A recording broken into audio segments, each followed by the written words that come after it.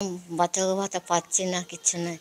অনেক জায়গায় সব দেখাশোনা হচ্ছে আর হচ্ছে, কিচ্ছু তো পাওয়া যাচ্ছে না। এবার তাদের ইচ্ছা হয় যদি দেয় তবেই ভালো, আর না হলে তো কিন্তু জোর করা যাবে না। রাজা আসে যায়, রাজা বদলায়। নীল জামা গায়ে, লাল জামা গায়ে, এই রাজা আসে, ওই রাজা যায়।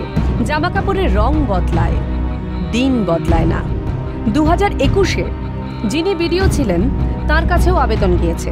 যতবার প্রশাসন যে পদক্ষেপ নিতে বলেছে তা সে জয়েন্ট অ্যাকাউন্ট ছেড়ে সিঙ্গল অ্যাকাউন্ট তৈরি হোক, বা একবার আবেদন জমা দেওয়ার পরেও যখনই দুয়ারে সরকার ক্যাম্প হয় সেখানে বারবার ছুটে যাওয়া হোক, সুরাহা মিলল না।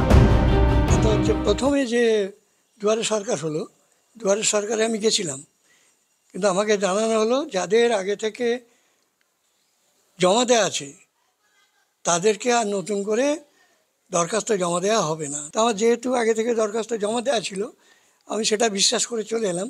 কিন্তু তখন ছিল কি, আমাদের জয়েন্ট অ্যাকাউন্ট ছিল, আমি জানতাম না, ওনারাও কিছু বলেননি। হ্যাঁ, বিডিও অফিসে গেছি, সরকারে গেছিলেন, দুয়ারে সরকারে গেছি, তারপরেও বললো আর যাদের জমা দেওয়া হয়েছে তাদের হবে না। আচ্ছা, তারপরে যেটা বলা হলো, বললো না জয়েন্ট অ্যাকাউন্ট চলবে না, সিঙ্গেল অ্যাকাউন্ট করতে হবে যে যার। 21 সালে সিঙ্গেল অ্যাকাউন্ট একদম জানুয়ারি মাসে দুজনের জন্য আলাদা সিঙ্গেল অ্যাকাউন্ট করে নিয়েছি। করে নেওয়ার পরে জমা দিতে গেছি। বার্ধক্য ভাতা থেকে বঞ্চিত বৃদ্ধ দম্পতির একজন বছর ৭৮-এর কাশীনাথ দলুই, তার স্ত্রী বছর ৭৫-এর পুষ্পরানী দলুই। তারকেশ্বর ব্লকের ভঞ্জিপুর গ্রাম পঞ্চায়েতের বাসিন্দা এই দম্পতির দিন গুজরানে হয়রান হতে হয় কখনো কখনো, তবে বার্ধক্য ভাতার দেখা নেই। যে সরাসরি মুখ্যমন্ত্রী বলে একটা পোর্টাল আছে, ওখানে আমরা জানিয়েছিলাম, এবং সেটা আজ 6 মাসের ওপর, মানে পঞ্চায়েত ভোটের অনেক আগে। তারপরে পঞ্চায়েত ভোট এসে গেল, কাজকর্ম বন্ধ। তারপরেও আমি 5-6 বার খোঁজ নিয়েছি, ওরা বলছেন আপনার সমস্ত কাজ হয়ে গেছে ওখানে। আমরা যা কিছু করার কাজকর্ম কাগজপত্র পাঠিয়ে দিয়েছি। এখন আপনার বয়স কত? আমার বয়স 78।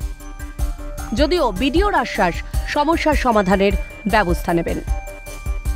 ওখানে তো অলরেডি আমাদের জনসংযোগের ক্যাম্পটা হয়ে গেছে, তথাপি আমাদের ভিআরপি ভিসিটিরা ডোর টু ডোর যাচ্ছে, তারা নিরীক্ষণপত্র নিয়ে সেখানে যদি ওদের যা সমস্যা যেটা পায়নি তাদের কাছে আমাদের আমাদের যা করণীয় আমরা করছি।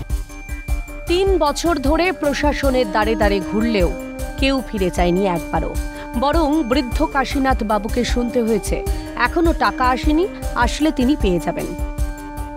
ওনারা বলেছেন, আমি এদিনও দেখা করেছিলাম কয়েকজনের সঙ্গে, ওরা বললেন যে টাকা আসেনি এখনও, টাকা এলে আপনি অবশ্যই পাবেন, এবং আপনার নাম আছে, প্যানেলে নাম আছে। হ্যাঁ, আপনার স্ত্রীর? হ্যাঁ, ওনার তো একই অবস্থা। কবে পাবে এই বার্ধক্য ভাতা? দিন গুনছে এই দম্পতি পরিবার। হুগলি থেকে সুভাষ মজুমদারের রিপোর্ট, ক্যালকাটা নিউজ।